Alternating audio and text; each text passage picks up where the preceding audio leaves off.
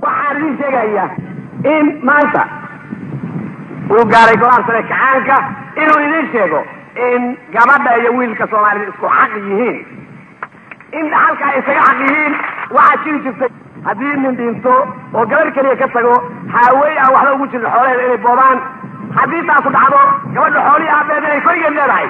ee wax kale ayan ka qaadaynin. waxaa jirtay in maxaa la oran jiray rubuc walthuluth walkhaamis waljinni.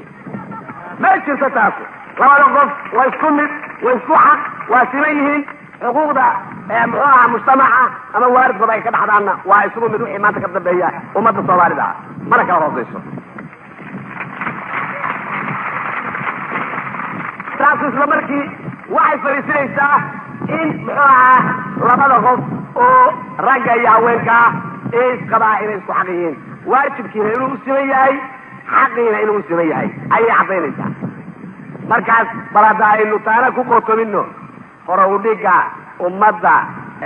loo yaqaano haweenka adduunka, dad aynu inagu rukunkii ugu horreyn saas ku xabaalno. waxaan rajaynaynaa kuwa weli dambeeya oo maskaxda ay ka hadlaysan tahay inayna soo raacaan oo dadka aadamiga xaqinsa inay simaaneen, rag iyo dumarba inay simaan baan ka rajaynaynaa. maxaa waxay addoonnimaa jirtay, addoonnimadii jirtay si loo baabaasho addoonnimada waa in la baabaasho habayjinta. haddaan addoonnimo jiri lahayn addoonnimo kama muuqateen, kitaabkeena kama muuqateen. haddaan hore usoo kaco weliba haweenka iyo ragga sulud iyo rubuc maxaa keenay? waa furuda waxa keenay. gabdhaha markay dhashaan waa la xabaali jiray. wuxuu ninka badowga ahaa ee waaga xarabkaasi ku fakeri jiray muxuu ahaa intay xeebku u keenahay ha dhimato, caqligooda iyo rusaalka ku socon jiray. diinta islaamku wuxuu ku dhisnaa inuu xoreeyo ummadda oo u xoreeyo tilaabo ama midkii xoreysi kara markaasba in tartiib loo xoreeyo. maalin baa hayad la soo dejiyo, maalin ba tilaabo la qaado, ilaa muxuu ahaa saad u garanaysaan qur-aanka aad ka helaysaan 50% wada nasakhan oo ay nasakheen ama baabaasheen ayada kadib ka soo degay markii dadkii fikradiisii iyo garabkiisii siyaasiga ahaa iyo aqoonsigii aadaminimadu oo hore u kacay. waxaan rajaynayaa inay dalaqooyinay hor fadhidaa iyo soomaalida kaleeto iga maqli doontaa baalkan ee microfonka haddaan hor taagnahay ama raadiyo iga maqli doontaa inay wax magaradka cilmiyaraha qur-aanka duleeyaha muxuu ahaa islaamka haleeyaha inay saas u sheegaanin. waa gar in aad ila yaabtaan. waa gar maxaa wacay? waa laydinku shubay weligiina laydinkama shubin. ana haddaan idinku shubay wallahi anaa idin fiican iyo bilah waa kitaab kaamila wallahi naseexana idina waxay idinku shubeen waa beento. qaraaba idin lama ahayn, beshiina dan kama lahayn, wadankiina dan kama lahayn, sharafkiina dan kama lahayn, ummadnimadiina dan kama lahayn, inaad xifataan iyo xoro midna iyagu muraad kama lahayn. dantooday wataan, waxay ruuxooda weligood inay tooda ku daafacaan. laakiin diyaar baanu ahay taanada inaan daafacno. naftiisa gaba naf kala ma kalkaalo. markaan anagu teenna hanano ayaynu dadkala wax tari karnaa. marka hadalkaas ushadaydu waxaa weeye war mukafilnimo waktigeed gudub. waxaynu dhignay Soomaaliya 75 ama 78 dhawaad baa maanta wax qori karta. marka masibraar baa weliga ahaanayna roog salad iyo muxuu ahaa gulad bin culeyd oo laba taajira way waxooda daafacaya yaanu xaliil ahaanayna oo beenta dhigan baan dhigayna oo marka wax alla wixii aynu wax ku qabsan karno oo ama fikrada ama farsama miyaa la naga sixinaya shala ma yeelina bas gaajaysan turan maalmood qabay. jaaliyal waxay la tahay maalinta tan weyn looma baahna inaynu mar walba isu sheegno sidii ay ku bilaabatay iyo wixii dhaliyay. waxay la tahay macruuf inay tahay oo ama kalkii hore aynu sheegnay ama meelo badan lagu qoray taasuna ay ku filan tahay taariikheynteeda. laakiin waxaan doonayaa inaanu ka gaaro mid haweenku adduunku maxay heerka ay ka joogaan iyo qiimaha ay ku leeyihiin adduunka waa maxay. maxayse adduunka dhismadiisii maxay ka qabteen oo ka soo tareen. waxaan isleeyahay taas iyada nafteedu ninkii aan isdhegatiraynin ama aan muraad gumaysiya aan lahayno inuusan u baahnayn faallo badan iyadana in laga baxsho. ilaa xaawaya ka aadan maalintii la abuuray haweenta iyo ninku waxay ahaayeen laba marnaba aan kala maarmaynin. waxaase ayaan darro ahayd mabaadi'aha qaarkeeda amaba ayaan darro mabaadi'aha qaarkood oo khaasa kuwa loogu yeero raasamaaliga ama xoolo qabeenka loogu yeero in ay sida ay gumaysi badan ba ugu dhaqmaaniin inay haweenka ku tilmaameen dad u baahan in lagu isticmaalo gurigana ay joogaan lana dhowro sida alaabta fiican oo aqalka la dhigto oo kaleeto inay qiimo noocaas u yeelaan iyagoo u diidaya qiimihii aadaminimada oo qofku islahaa oo aan ka hooseyn karin midka ninku is leeyahay ka yaani taasu waxay u socotaa gumaysiga faraha badan leh oo dadka aadamiga dhaxyaal khaasa dhaxyaala adduunka raasamaaliga lagu sheego oo matalan siyaalihi uu ku fadhiyay haddaynu tirino ay aad u badan tahay maxaa ka mid ah matalan oo haweenka garab yaala oo xaqir iyo xuquuq diid intaba ku dhaca waxaa ka mid ah inagu Soomaalida gudaheena balada idig iyo Afrikaanka ana daado kuwii iyagu inay yiraahdaan ilbaxa iyo aqoonta iyo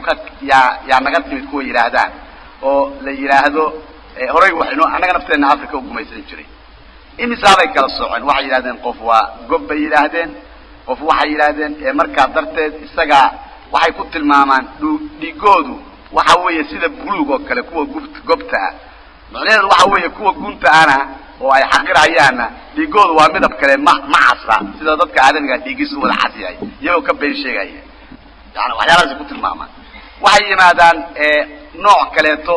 oo la yiraahdo xoolo qabeen taajiriin magacooda la yiraahdo oo iyaguna kala sare heer saraha waxay yimaadaan dad la yiraahdo shaqaale iyagu ma yiraahdaan ay yiraahdaan heerka dhexe oo loogu yeero dhaqaatiirta ofsarada funcionariga waaweyn waxa noocaas oo dhan iyagana la yiraahdo heerka dhexe waxa la kaxeeyaba waxa la geeyaa ilaa shaqaalaha la yiraahdo qoladaasu waa qoladii xamaaliyaalkii gunta ahayd ka yaani waxa la mida barbarka kala hadii loo geediyo rag iyo haweenku heerarka iyo magacyada loo kala bixiyo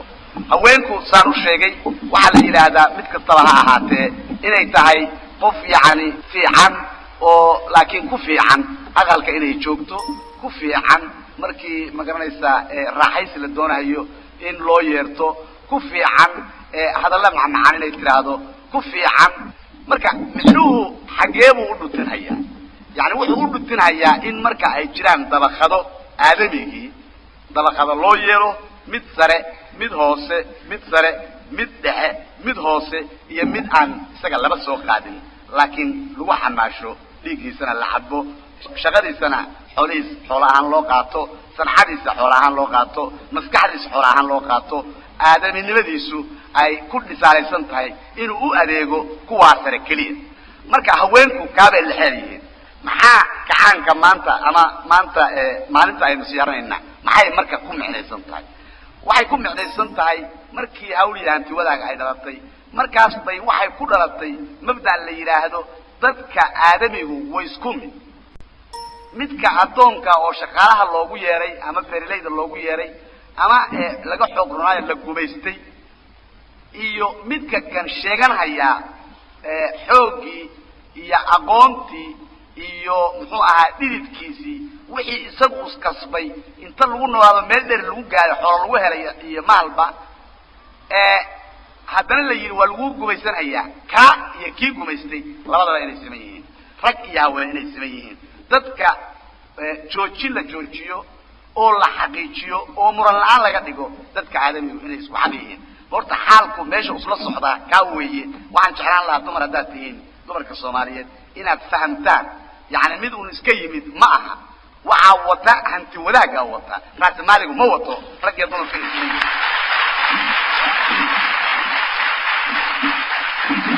waxa uu ku wataana waxa weeye fariisin xuquuqda aadamigu inay isku mid tahay waxa ay isdheeriyayna inay jirin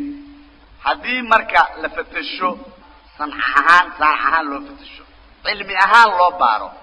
qof walba waa intii Ilaahay gashaa aqligiisu rag iyo haween isku mid weeyaan waxaad helaysaa naag doqonaad helaysaa waxaad helaysaa nin doqonaad helaysaa waxaad helaysaa naag caqli badan baad helaysaa waxaad helaysaa nin caqli badan baad helaysaa waxaad helaysaa mid iska dhexdhexaada oo allahumma la beegiska rag iyo naagaba iyaad helaysaa waxaad helaysaa mid nin adkaysi badan baad helaysaa waxaad helaysaa gabar adkaysi badan baad helaysaa waxaad helaysaa qof hawlkar ah oo ragaad helaysaa waxaad helaysaa qof hawlkar ah oo haween baad helaysaa waxaad arkaysaa geesi haweenaad helaysaa waxaad helaysaa geesi ninaad helaysaa waxaad helaysaa fulay haweenaad helaysaa waxaad helaysaa fulay ninaad helaysaa